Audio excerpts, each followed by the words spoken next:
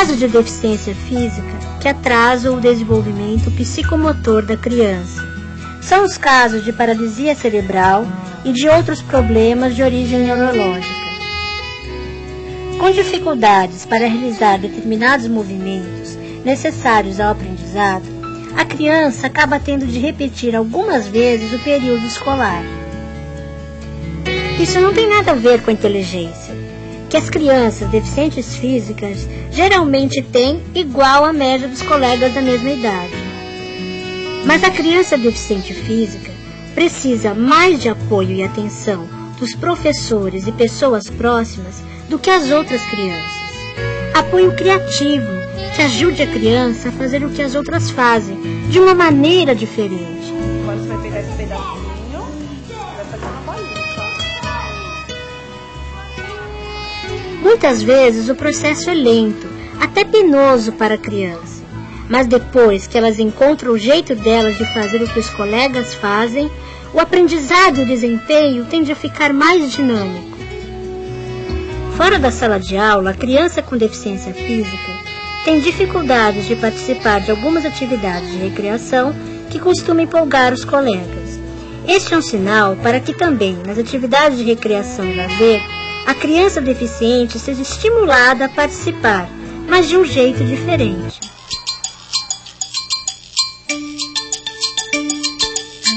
Osteogênese imperfecta é um daqueles casos raros que acontecem no momento da concepção do bebê. Dois genes que não deveriam se combinar, se combinam, e o resultado é que a pessoa nasce com os ossos frágeis, tão frágeis que na hora do parto se quebram. Foi o que aconteceu comigo. Após o meu nascimento, os médicos constataram que eu era um caso de osteogênese imperfecta. É uma deficiência tão rara que a medicina não teve muito tempo a se dedicar a ela. A Leandra, quando nasceu, foi uma surpresa para todos nós. Ninguém tinha conhecimento de que ela tinha qualquer problema. E ela nasceu toda fraturada e com pontos. Depois as radiografias revelaram que ela tinha pontos de ossificação de fraturas antigas, de vida intrauterina. Ela nasceu de um parto cesariano e eu acredito que se ela tivesse nascido de parto normal, ela não teria resistido. De modo que foi uma criança que não podia ser carregada ao colo, não podia ser muito manuseada, botar muita roupa, nada disso. Ela tinha que se mexer o mínimo com ela, com todo cuidado. Às vezes precisavam 2 pessoas para conseguir trocar uma fralda na Leandra. E mesmo assim, no berço, sem ninguém tocar, ela começava a chorar e a gente já sabia, tinha tido fratura. Quem nasce com a deficiência óssea que eu nasci, tem de ser protegido o tempo todo. Por isso, até os 5 anos, eu vivia muito no colo da minha mãe. Parecia uma bonequinha de louça. Podia quebrar a qualquer momento. Tomei remédios, custei a sentar e aprendi a andar. A partir dos 6 anos de idade, eu comecei a tomar consciência do quanto eu era diferente. Eu já ia para a escola e tinha medo da aproximação das pessoas, de como elas me viam, o que elas achavam, tinha medo de me machucar. Os meus primeiros anos na escola foram um aprendizado muito difícil em vários aspectos. Claro que para mim e para crianças deficientes físicas como eu, o ideal é encontrar uma escola com rampas, portas largas, banheiros adaptados. Claro que nas escolas que estudei não tinha nada disso. Algumas não tinham adaptações, e até então nenhum aluno deficiente tinha estudado lá. Em outras, mesmo eu sendo aluna, ninguém pensou em adaptar nada para facilitar a minha vida. Em muitos outros lugares, não estão preparados para pessoas deficientes físicas. Então, eu comecei a entender que teria de enfrentar muitas barreiras para chegar aos meus objetivos. Dos 7 aos 14 anos, eu me recusei a ficar mais independente. Passei a usar cadeira de rodas ou andador para me movimentar. Foi um processo longo, penoso, que eu só comecei a entender bem depois, quando comecei a escrever meu diário. Eu estava então com 15 anos de idade. Estudava no primeiro colegial. Tinha muita dificuldade de me aceitar como deficiente. Tinha medo de que as pessoas não me aceitassem. Tinha consciência das diferenças, mas não queria encará-las com responsabilidade. Tinha muito medo de crescer e ao mesmo tempo não crescer. Queria ser alguém especial para me proteger e ser querida pelas pessoas. Achava que tinha obrigação de ser diferente e muito inteligente para ter algo em que compensar a deficiência. Levou algum tempo também para eu entender que adaptar uma instalação não era coisa do outro mundo. Pelo contrário, na maioria das vezes são coisas simples. Descobri depois uma coisa interessante. As pessoas preferem fazer tudo para a pessoa deficiente, menos criar condições para que ela se vire sozinha. Cheias de pena e dó, as pessoas acham que assim elas estão ajudando o deficiente. A verdade é que custa bem mais barato do que se pensa facilitar a vida do deficiente adaptando os lugares. Aqui temos um obstáculo, que é uma escada. Parece que é pequena, só tem 4, 5 degraus, mas isso é um obstáculo para quem tem alguma dificuldade motora. Uma solução para isso seria uma rampa. Essa rampa, além de facilitar o acesso, poderia ser alguma coisa que ficava mais bonito esse espaço. Serviria como um divisor entre um pátio e outro pátio.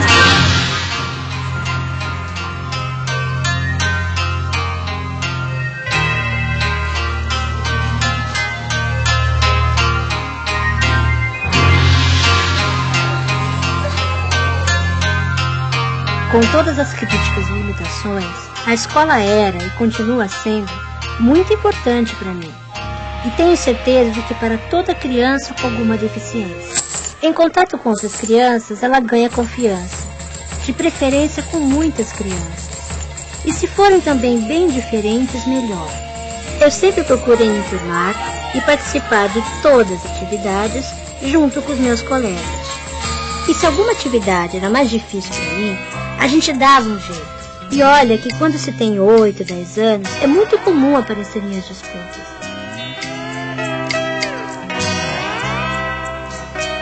E onde, se não na escola, eu poderia vivenciar tudo isso?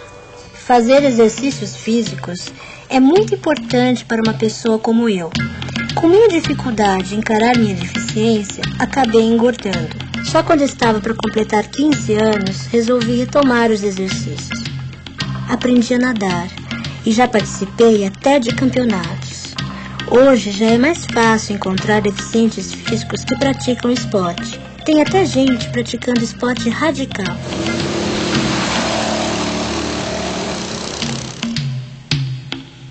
Essa é uma atividade que é denominada terapia esportiva na paralisia cerebral, onde você estimula o reflexo da criança, as suas habilidades motoras, a sua coordenação motora. No início, as crianças têm dificuldade em andar, depois elas aprendem a correr, aprendem a saltar, aprendem a cair, amortecer a queda.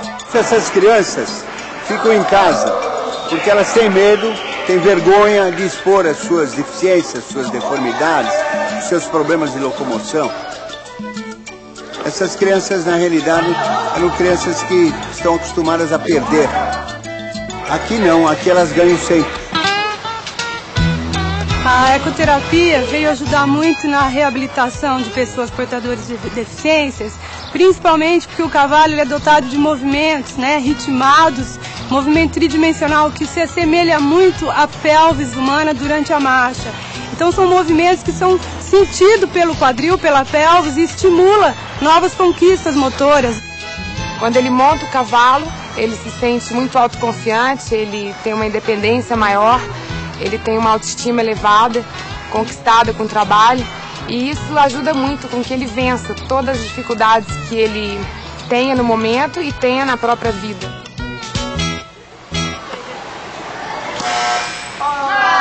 Foi também nessa fase da minha vida que eu, minhas amigas e amigos, começamos a ter noção de responsabilidade.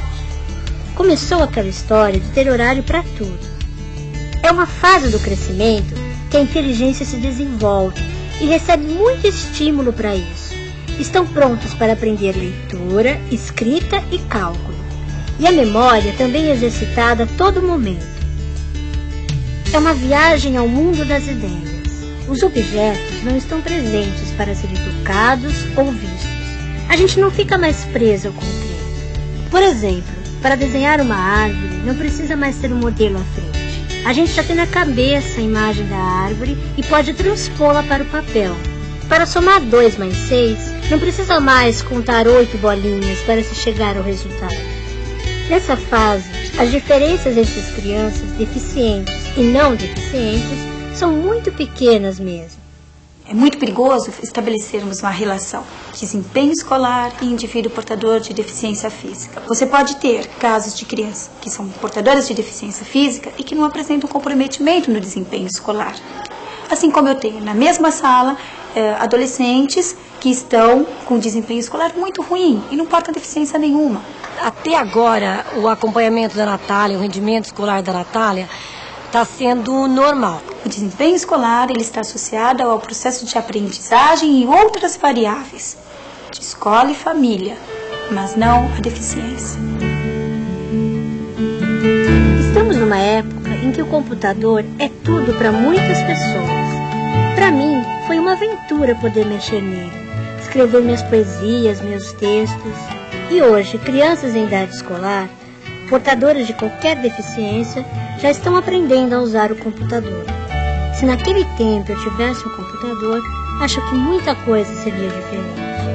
O trabalho que nós desenvolvemos com o uso do computador com criança deficiente física diz respeito a colocar esse computador a serviço dessa criança de modo que ela possa realizar tarefas que ela não pode realizar por falta de coordenação motora. Tem um movimento de pescoço que é reprodutivo, então a gente usa umas teclas que a gente coloca num determinado dispositivo e que ela pode com o nariz, por exemplo, acionar, ou se ela tem, por exemplo, um movimento na perna, a gente coloca um dispositivo no chão que ela consegue chutar e com isso ela consegue então se comunicar com o computador. Existe um sistema, uma linguagem, no caso chama linguagem logo, com a qual ela pode então realizar tarefas como desenhar, escrever, calcular. Isso permite então que a criança seja incluída nessa classe, nesse ensino tradicional, e não seja excluída das atividades que são realizadas porque ela não tem coordenação motora. Mas mesmo sem computador, eu sempre gostei de estudar e escrever. Sempre tirei notas boas. Quando algum amigo não entendia a lição de casa, eu ajudava. Lições sempre em dia, cadernos em ordem. Eu sempre fui de ficar muito deslumbrada com coisas novas que aprendo e amizades que faço. Claro que encontrei crianças que não aceitavam e não compreendiam as minhas dificuldades e limitações. Isso é muito chato mesmo. Em compensação, tinha amigas que gostavam de ficar comigo, que gostavam de mim. Eu aprendi a ter mais confiança. É por isso que para qualquer criança portadora de deficiência, ter amigos é muito importante. A equipe e os professores da escola são decisivos para que crianças deficientes ou não aprendam a não se autolimitar. Em 1994, eu tinha 17 anos. Ainda vivia uma fase meio complicada. Não me encontrava interiormente também. Tinha medo de deixar de ser criança em certos aspectos. Já gostava muito de expor meus sentimentos através das palavras. Comecei a fazer um curso de redação com uma professora amiga de minha tia. Eram aulas em que comecei a ter mais autoestima e valorizar o que eu realmente gostava de fazer. Esse foi o primeiro passo que me trouxe no caminho até a faculdade, onde hoje eu curso editoração de livros. Também escrevo artigos para jornais e revistas e continuo fazendo poesias. Estrela. Numa estrela, um brilho, a princípio inatingível, ofuscado pelo vidro, oprimido, impedido, ilhado por sentido, fundo, profundo, dentro de si mesmo.